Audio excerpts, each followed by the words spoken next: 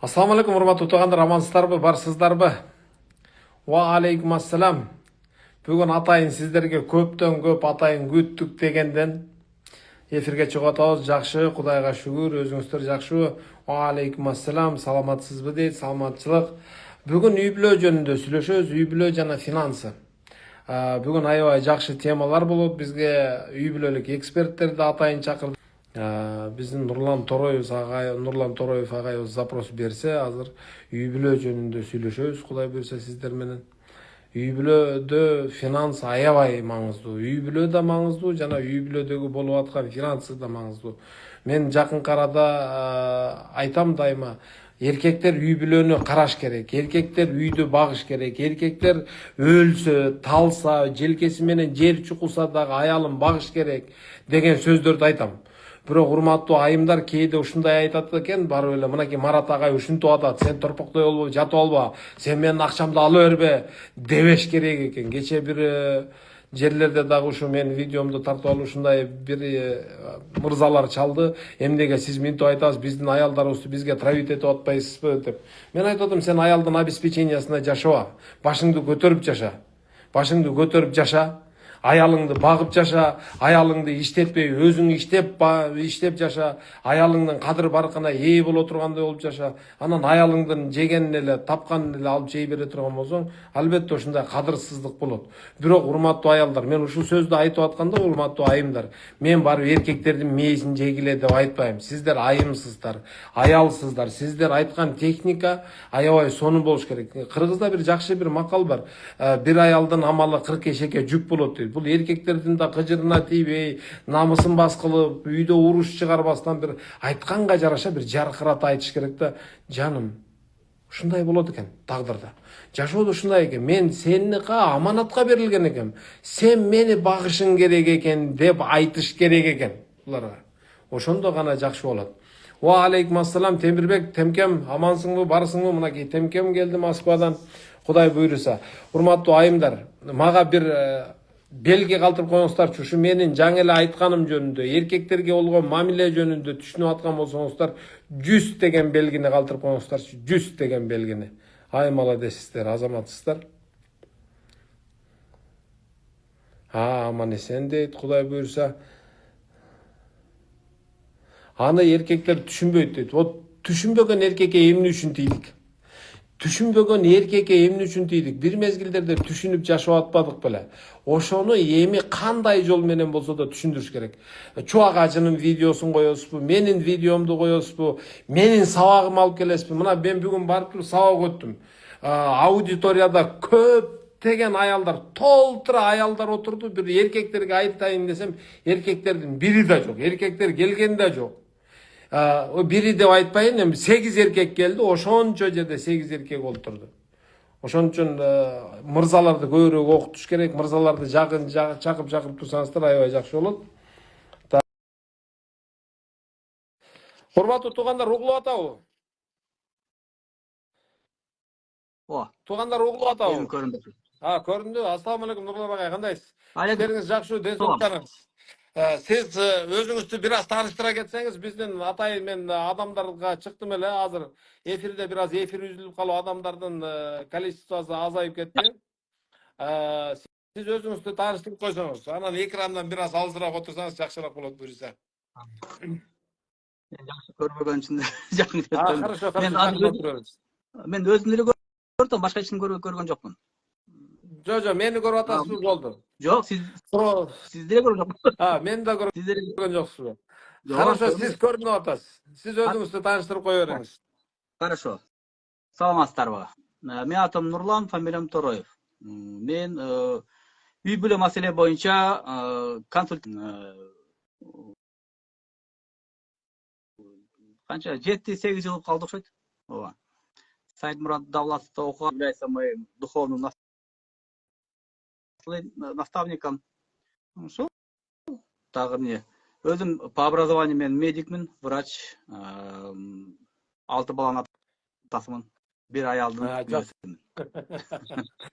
Жақсы. Таза баса белгілеп кеттіңіз. Ағай, эми сізді атайын шақырғаныңыздың бір себебі бар. Ушу бізде эфирде қанша деген адамдар отырып атат, біз дайым айтабыз. Финансы үй бүлөдөгү ынтымак тартиптелмейинче, финансы тартиптелбейт дейбиз. Үй бүлөдө ынтымак болбоюнча жашоодо береке болбойт. Ушул жөнүндө өзүңүздүн оюңузду жана эксперттүүлүгүңүздү кеңирирээк бир белгилеп кетсеңиз, Кудай буйрса. Мындай айтканда, финансанын түрү көп, муну имеется в виду финанса үй бүлөлүк да, үй бүлөлүк бюджет, семейный бюджет боюнча. Мен мындай айтат элем да, акча деген эмне? Акча деген это ишеним или доверие. Биз сиз ким болсо дагы башка бирөөгө акчаны качан беребиз? Только доверие, мындай ишенген адамга бересиң акчаны. Туурабы? Да. Ишенбеген адамга акча берилбейт. Кээ Мүмкүн бир жолу, эки жолу жөн эле берип жибересиң, кээ бирөөлөр келсе 200 сом да бергин келбей турат. Ушундай болуп калат. Ооба. Ишенимден чыккан адамда уже берилбейт. Вот. Ишенимдүү адамга берилет. То есть мы даем деньги только кому доверяем дегенде да. То есть деньги барабар доверие. Акча барабар ишеним. Ошондо үй бүлөдө ишеним болбосо, аял менен күйөөсүнүн ортосунда смысл жок.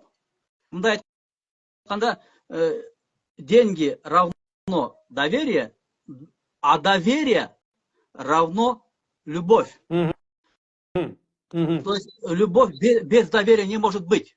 Правда? Да. То есть доверие, любовь. А любовь барабар бул Кудай. Алла Таала. Ошондо мына караганда үй бүлөдө аял менен эркектин ортосунда, күйөөсү менен аялдын ортосунда доверие жок болсо, значит вопрос о любви нету. То есть ортосунда любовь жок. Только когда экөөнүн ортосунда ишеним, доверие пайда болгондон кийин, а значит это говорит о том, что финансы должны быть, семейный бюджет должен быть общий. Мен мен аябай колдоп кетем, анткени бизге көп үй бүлөлөрдө да ушундай суроолорду берет да, агай үйдө акчаны аял кармаш керекпи, эркек кармаш керекпи дейт. Мен айтам, ишеним болгон жерде акча ортодо туруш керек. Даже балдар дагы басып отуруп, көрүп отуруп, мындай бир акчага деген ишеним, мындай акчага көзү канык болуш керек деп айтам да. Ушул нерсе аябай жакшы келет экен. Жакшы агай, дагы. Мен бир аз ошол тактап кетет элем. Общий болгондо, мындай как жанагындай Советский Союз болуп туруп, бир полкага салып коюп туруп, ар ким каалаганды алган, ал жок. Да, конечно. Ал эң башка. Андай эң башка келет. Имеется в виду, что акча тапкан менен үй бүлө башкарган эки башка нерсе. Үй бүлөдө акча тапканы эркеги табышы мүмкүн, а кээ бирки үй бүлөдө наоборот аялды көбүрөөк табышы мүмкүн. Это нормально. Кудай берген экен ошо аялына көбүрөөк акча тапканга сапаты бар экен. Хорошо, эркегинде андай мүмкүнчүлүк жок экен. Ну, ничего страшного в этом нету. Но башкаруу үйдө это однозначно Кудайдан келген бул эркекке. То есть тапкан акчаны деле ортого койгондон кийин болсо, не должно быть ортосунда недоверие. Мен кассация көп көрөм, көп учурайында мындай аялы күйөөсү канча тапканын билбейт, а күйөөсү аялын канча тапканын билбейт. Вот видел семью одну дома, сколько зарабатывает, не знаю, дейт. Как вы живете? Это не семья, үй бүлө эмес, ал просто сожительство. Агай, сиз эгерде кыргызчадан кыйналып атсаңыз, толугу менен орусча сүйлөй берсеңиз болот. Бизде русскоязычный аудиториябыз бар. Мен ойлойм мындайда, мен кайсы Кытай тилинде сүйлөсөм дагы түшүнөсүңөр. Мен үй бүлө жөнүндө сүйлөгөндө бул жүрөккө бара турган сөз, ал түшүнөт. Мен капа болуп кетсеңер, мен тилди азыр үйрөткөн жокмун, мен просто маанисин алып барам. Ошон үчүн англисче кошуп кетишим мүмкүн. Асылынан үйрөнөйт. Главное, биз түшүнсөк болду бири-бирибизди. Дагы эмне келди элек суроону? Ошо доверие жөнүндө, управление жөнүндө сүйлөшкөнбүз, агай. То есть ақшаны табышы мүмкін, екеуі тең, біреуі табышы мүмкін, бірақ ақшаны управлять еткенге, тоже башқарғанға, бұл обязательно еркек болуш керек. Себеп дегенде, еркектің мышление, у него логическое мышление. Аялдыкы болса эмоциональное мышление. Эмоциональное. И мужчина может сохранять, но не может, да, женщина ақшаны кетіргенде эмоционально кетіріп салады. Эмоционально. Bir айлығыны bir күнде кетіріп салышы мүмкін. Соның үшін сақтағанға, қармағанға управлятынға еркек. Не дегенде еркек кіші 10 жыл болса бір шымыны алмаштырып алса да, бірақ ақшаны қармап отырады. Құдай еркекке шындай сапат берген екен, ақшаны қармағанға, кетірбегенге. Да, анча-мынча болушы мүмкін еркектер, которые не могут управлять. Андай еркекті просто аял киши надо доверить ему, доверить. Қайра 1000 сом кетіреді, 2000 сом, 10.000 кетіреді, 100.000 кетіреді, ақыры көнеді, үйренеді. Бірақ еркек кишиде ушундай қармап қалу сапаты бар. Аға ишенім керек. Менде бір танышым бар, курсташым, ушинтип чуркап жүреді, на 3 работах. Адам, подожди, что так бегаешь? А что муж делает? Муж дома сидит. А что? Ну пусть он управляет ему. Как он возьмет и выпьет? Это значит не доверяет, да? Не доверяет мужу. Я говорю, ничего страшного. Bir жол, 2 жол. Якында қарап отыр. Мы от тебя зависим, деп. Дорогой, от тебя все зависит, от тебя все зависит. Вот сенің қолыңда. Ішіп алсаң біз ақша қалабыз деп. Ошондо ишеним бергенден кейін любой еркек киши ордунан тура калат. То есть нужно доверять. Мен оюмча ошо доверие болуш керек да, ишеним болуш керек. Бүгүнкү күндө бир аз доверять этип отуруп банкрот болуп калган үй бүлөлөр көп. Ошон үчүн довериянын аркасында дагы бир көптөгөн терпение керек окшойт, Сабырдын түбү саралтын деп бекеринен айтылган эмес да. Эң туура Марат, эң туура. Сабырдын түбү саралтын. Сабырдуу аялдын бактысы артында чыгат. Сабырдын. Бекерин айтпайт, ортада жанагы бар го, сказка. Иванушка-дурачок, который лежал на печи, 33 года лежал на печи, дейт. Эчтеке кылбай. А потом встал и гору перевернул. То есть эркекке эчтеке кылбаса, это не значит, что он эчтеке кылган жок. Бир күн келет, ал тоону аударып салат. То есть аялда андай жок. Аял болсо кечке одно и то же мындай, у нее есть такой вот, она никогда не забывает свои проблемы. Каждый день мелкие проблемы чече берет, на великое способен только мужчина. Еркек кишиге артында аял туруш керек. Сабыр кылып турган аял. Да, азыркы мезгилдерде агай момундой болот да, үй бүлөдө вот сүйүп үйлөнөбүз биз.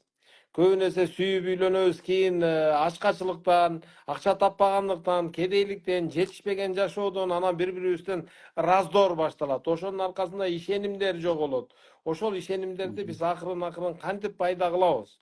Мына бүгүнкү күндөгү коомдун негизги проблемаларынын бири ушул жетишпестик, акчаны туура эмес тартиптөө, туура эмес жака коротуу, бирин-бири алдап коюу, биринин акчасын бири алып коюу, же болбосо элементарный кичинекей дүнүйөнү да келишип сүйлөшө албаган бир проблемаларыбыз бар. Ушул проблемалардын жоюлуу бир негизги инструменттерин айтып койсоңуз, биз инструмент бере кетели. Кантебиз? Биринчи сабыр дедик.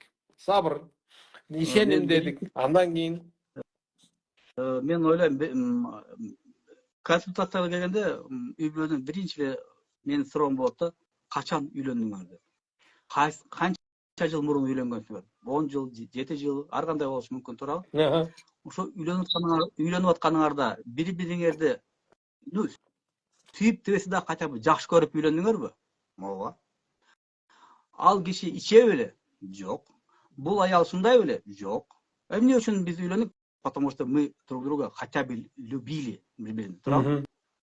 Эмне үчүн азыр ошентип калган?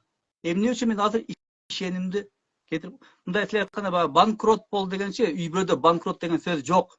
Үй бүлөдө банкрот мүмкүн эмес. Ар бир үйдө болгон түйшүк, ал болсо, сыноо деген туура эмес болот го. Бул этап. Мындай этап, ал этаптан өтүш керек. Акча бар болгондагы ал этап, акча жок болгондагы этап. Аны бардыгыны как баягы аттап кеткен тепкиче окшоп эле ошону көрсө, ал проблема эмес, ал болсо банкрот эмес. Банкрот үй бүлөдө мүмкүн эмес. Мүмкүн эмес. Болбойт анда банкрот деген. Да, может быть, бизнесте болушу мүмкүн, банкрот болушу мүмкүн, да. И то это ал смертельный эмес. Бизнес банкрот болду, кайрадан башка бизнес ачса болот. Ничего страшного. Главное, Кудайга шүгүр, биз аманбыз, адам тирүү. Вот ошо, калганы бардыгы бул Кудайдын колунан келет. Кудай берет, Кудай алып коет. Муну Ушуну моюндаш керек. Ошон үчүн ойлоп атам, ишеним кеткен учурда возвращайтесь на тот период, когда вы женились. Элестет ошондо. Кандай мен жакшы көргөнүм, кандай мен сүйгөнүм. И делайте доверие. Кайрадан доверие. Потому что силердин башка мүмкүнчүлүк жок бул адамдан башка. Бул адамды аялың болобу, күйөөң болобу, бул жаратылыш берген, Кудай берген.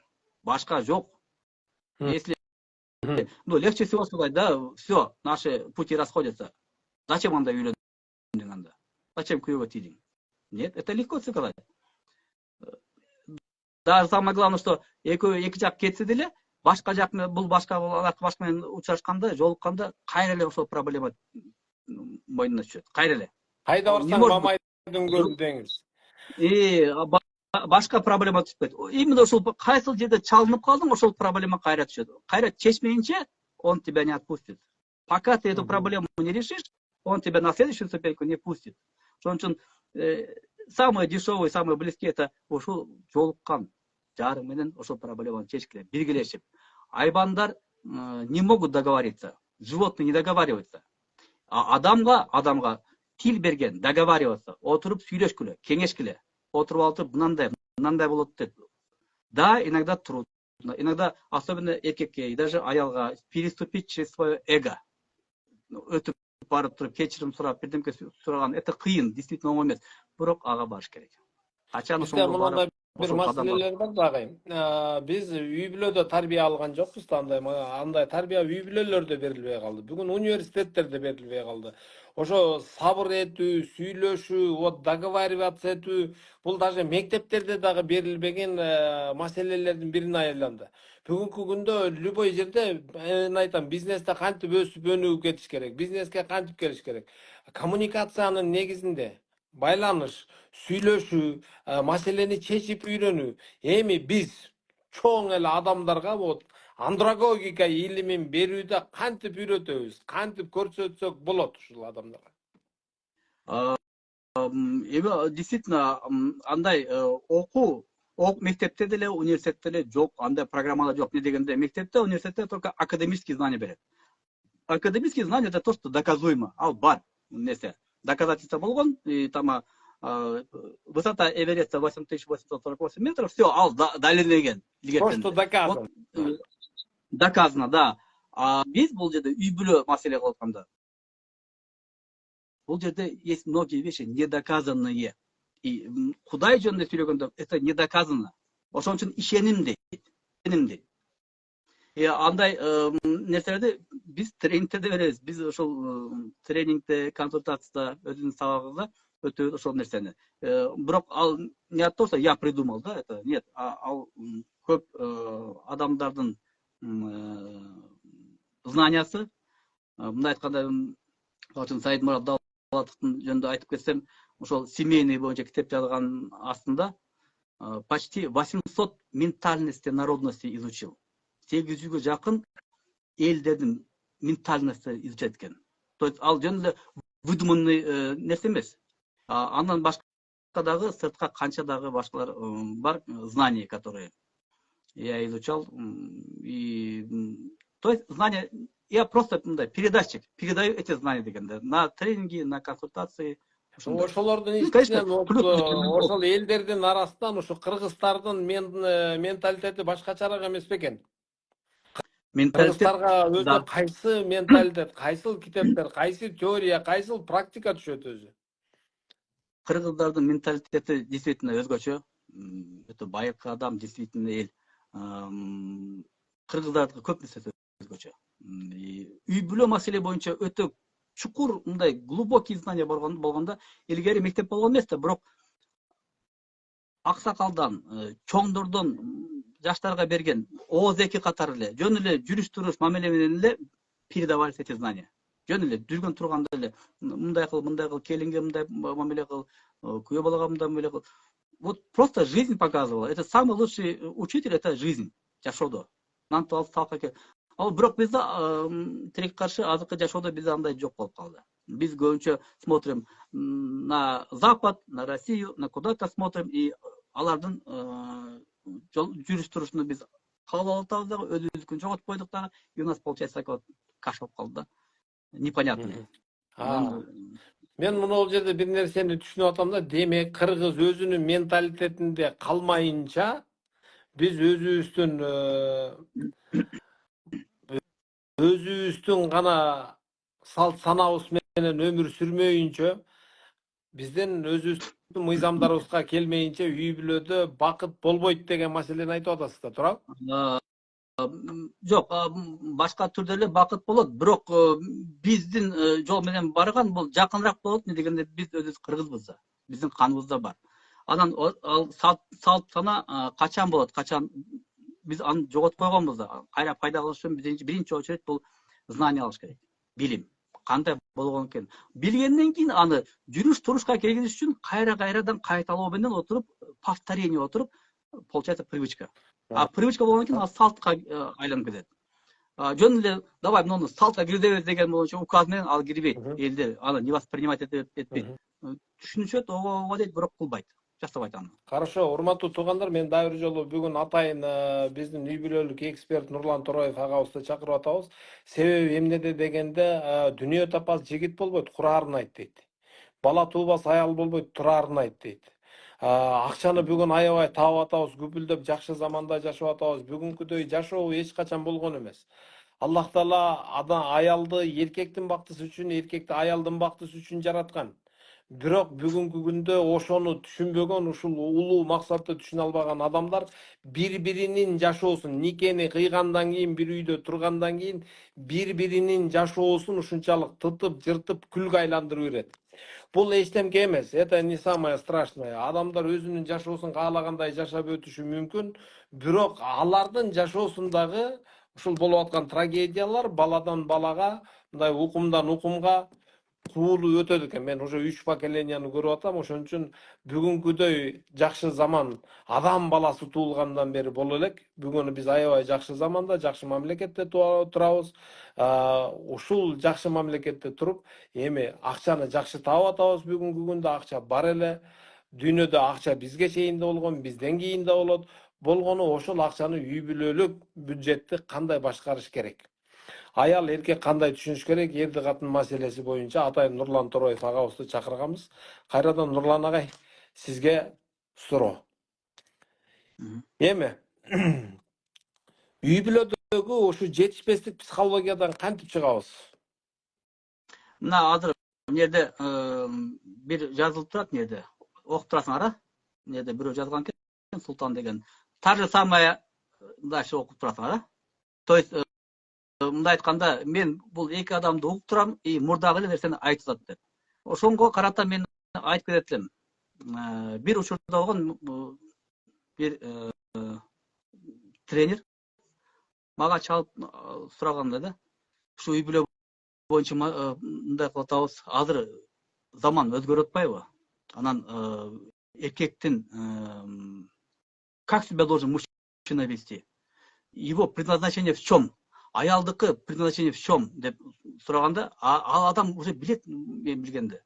Мен айттым да, есть вещи, которые жаңы келген, мода деп коет, мода. Мода эч качан бир жерде турбайт, мода өзгөрө берет. Моданын аркасынан чукасаң өзгөрө берет. А есть вещи неприходящие. Ал өзгөрбөй турган нерсе, ал эч качан өзгөрбөйт. Мисалы үчүн сүйүү, доверие, любовь, вот мындай нерсе, это классика отношений, оно неприходящее. Ал эч качан модага кирбейт, ал постоянно в моде. И биз айтып аткан сөздү могу киши угуп атат дагы, то же самое фигня деп атпайбы? Да, вы это то же самое будете, если будете говорить это фигня, ал фигня боюнча кала берет. Сиз үчүн. Бирок ким сөзді тура оқса, жүрегіне жеткен болса, 1000 жыл мұрын сүйі болған, 1000 жыл мұрын уважение болған, азыр деле ошол бар, кийин деле болот. Ошон үчүн биз кайра кайталай берет. Мен ошо адамга айткам, заман өзгөрөт, бирок эркек сапаты менен калды да, аял сапаты менен калды да. Туурабы, Кудай берген сапаты бар ичинде. Эмнеси өзгөрөт эле? Сырты өзгөрүшү мүмкүн, акчасы өзгөрөт, жүрүш-туруш өзгөрүшү мүмкүн, туурабы? Бирок сапаты ичинде өзгөргөн эмес да. Ошо эркек боюнча, значит, предназначение мужчины как было миллион лет назад, так и осталось. Оно не поменялось. Өзгөрбөйт.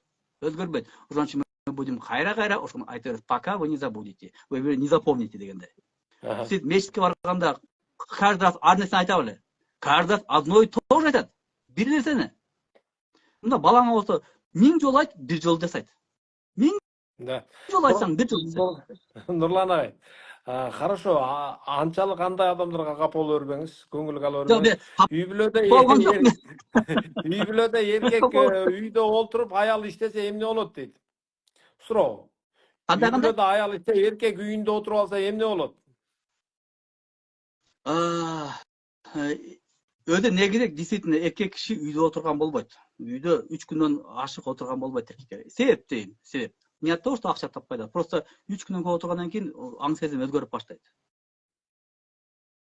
Жоготуп баштайт. Ошон үчүн биз наставник айткандай, эч таппасаң дагы просто көчөгө чыгып кете бер. Жөнүнө чыгып кете бер. Басып, айланып кайра кел. Адамдар менен сүйлөшүп, бул менен айланып кайра кел. Бир күн болсо бир күн кайра иш табасың, дагы бирдемке табасың деп.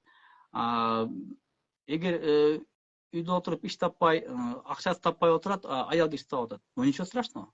Ничего страшного. Мен ошол баягы совет сураган адамдага айтып атпайбы?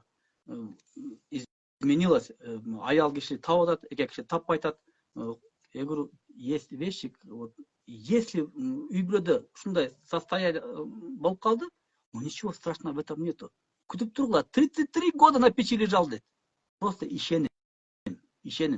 Силерне ажырашып кетесиңер. Ал сенин балдарың атасы. Силерне аны кууп чыгасыңар. Хорошо, балдарың атасы. Ну и что? Ничего не будет. Просто если доверие, ишеним боло берсе, акыры ал киши туруп иштеп баштайт. Вот надо туруп, мы без вас жить не сможем. Бизди. Хорошо, бир айым бурулайым жазып атат, Америкада турам, бизнесим бар дейт. Мага алсыз эркектер, жумуш таба албаган эркектер күйөөгө чакырат дейт. Мен аларды алсыз эркектер деп билем дейт. Туурабы дейт? Бул айтам, сразу западтан келген алсыз эркек болбойт. Нету. Эң мамкасы алып алган, иштемге салган бала деле эркек үй бүлөнү багалат. Просто ага доверие керек, ишеним керек. И все. Если ал адамга мүмкүнчүлүк берсеңер, ал табат. Просто жолун таппай атат, көзү көрбөйт атаны. И самое главное, что он не знает, за кого и для чего это делать. Мындай айтканда, если мужчина есть за кого сражаться, он будет сражаться. Но если не за кого, зачем он будет сражаться? Зачем чыгып алып бирдеме кылган, если не за кого? Если все время перфоратор стоит вот такой, да, жена перфоратор вот такой, лучше ему набухаться и пойти там в бильярд играть. Это легче всего. Не дегенде, бул жашоого аял киши тырмышат, эркек киши тырмышпайт. Себеп Кудай сыпат берген мааниси бул жашоодо. Родить ребенка и вырастить деген. Эркек кишиде андай задача жок. Сейчас вопрос в том, чтобы у женщины нашлась такая мудрость, чтобы найти мужчину, от которого она родит, и потом сказать, что это твоя семья, это твои дети, давай ты будешь нас кормить. Тогда он будет за эту семью стоять горой. Еще царь Соломон говорил, уагында айткан, в какой стране, если семья крепкие узы, эту страну победить невозможно. Потому что эркектер насмерть будет стоять. А в той стране, где семья жок, бардак болгон жерде, аны захватить легко. Ал адамдарга, эркектерге акча берип кой, бийлик берип кой, болду. Ал мамлекетти оңой эле басып аласың деп. Кудай сактасын. бүгүнкү күндөгү биздин мамлекеттеги статистика ажырашуудан статистикасын айтпай эле коюш керек экен анда, э. Нурлан агай, дагы бир суроо. Кайненем кызына ажырашып кетти деп айта берет дейт. Туура жаша дегендин оордуна дейт. Кандай? Ажырашып кете бер деппи? Мен өзім медикмін, врачмын. Я сам иногда не совсем мындай правильно смотрю на медицину, да? Мындайда тот врач, который говорит вам, если орып қалдыңар, жатып қалдыңар, и говорит, жылбағын, қиналасың, отырғын, қимылдап отырғанда, мында это твой первый враг. Первый враг. Потому что любой орыну бұл только қимыл деңет. Қимылдағаннан кейін қан жүгіргеннен кейін адам айығады. Қимылсыз жатқан, это только перелом болбаса эле, билбейм. Переломдон башкасын бардыгын кыймылдаган. Акырындан ал жечине кыймыл. Ошол сыяктуу эле, эгерде ажыраша бер деген болсо, это враг. Менин оюмча, да? Нет. Шундай эле болбой кетсе, это уже 99%тен 1% эле болушу мүмкүн, совсем жить невозможно. Да, айла жоктон да ажыраш керек да. Бирок 99% бекерден да ажырашат. Нет. Нельзя. Такой совет нельзя давать. Андай болбойт. Мындай караганда үй бүлө курулат качан? Үй бүлө только адамда бар, айбанда жок. И ар бир религияда бар. Үй бүлө куруп атканда перед Всевышним дает согласие, что женится и выходит замуж. Туурабы? Нике кыйлат. Мусулманда болобу, каждого только Кудайдын астында болот. А значит, это жөнүкөй оюнчук эмес да. Ойлонуп кылыш керек бул нерсени. Ортайоко, перед свадьбой смотри в оба глаза, а после свадьбы смотри в один глаз. Потому что у каждого человека ровно половина его это святой, ровно половина это негодяй. Кайсыл жагын карасаң, ошол жак көбөйө берет. Кайсыл жакка көңүл бурсаң, ошол көбөйө берет. Негодяй жагын жапып, одним глазом смотри только на хорошее, и он будет для вас хороший. Все. Никаких проблем нет. Көз жапканды да үйрөнүш керек экен, бүгүнкү күндө. Дагы бир суроо, күйөөм иштесе аябай тутунуп иштейт дейт, бирок ишин кезинде үйдө жатып калат дейт. Үйдө жатканда кадимкидей жиним келет. Ушундай убакта кантип туура мамиле кылсам болот дейт.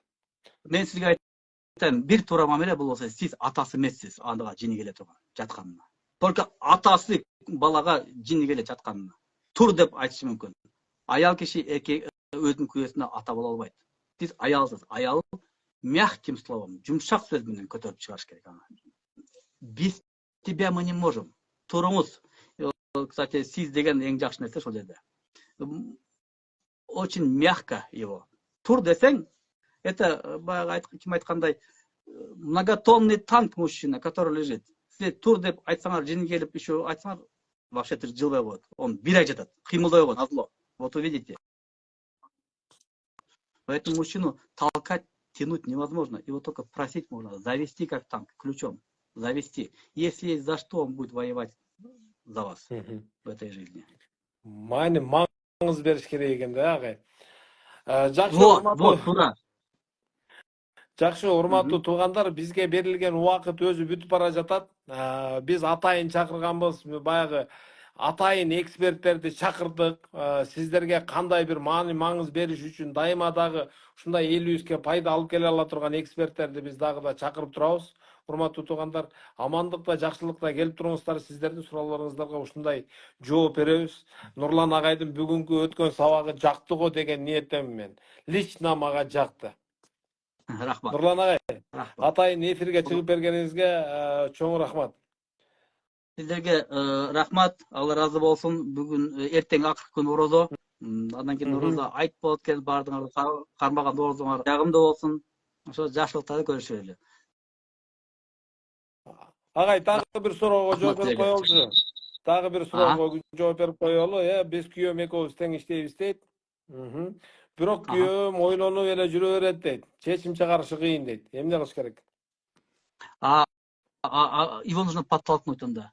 Акырындык, мындай сөз менен, жылуу сөз менен болсо, нужно подтолкнуть. Это как мужчина, который хочет научиться плавать, но на берегу стоит и не кылыш керек. Акырын түртүп коюш керек сууга. Чирip коюш керек. Тот, который не решается, да? Да, в озеро. Акырынан түртүп коюш керек. То есть не коюш керек, мактап коюш керек. Сен Аха. азамат. Баягы Вот такой. Помнишь? Кыргызста жакшы сөз бар. Ар бир мыкты эркектин аркасында мыкты аял турат деп, ошол жанагы сууга да Обязательно. итерип туруш үчүн, мактап туруш үчүн аял керек экен. Мактап Аялдарыбыз туруп, аман болсун. мактап туруп мындай түртүп коюш керек да. Помнишь деп туруп, эскертип туруп, в одно время сенде ушундай болгон, получалось. Давай еще попробуем, давай попробуем еще раз деп. Давай, ты сможешь деп. Ишеним болгондон кийин, как это бир учурда мен ушундай жакшы сөз угуп калдым да. Человек деген ким деген, адам бол ким дегенде, это испуганный бог деп. То есть адамдын колунан бар жок келет. Только он испуганный, коркот. Ишеним керек. Ишеним болсо, Son söz болду. Нурлан агай, жакшы аман эсен туруңуздар. Урматтуу туугандар, биз сиздерди көргөнүбүзгө кубанычтабыз. Кудай буйрса биздин эфирлерибизди күтүңүздөр. Кийинки эфирде көрүшкөнчө сак саламатта туруңуздар. Ассаламу алейкум. рахмат.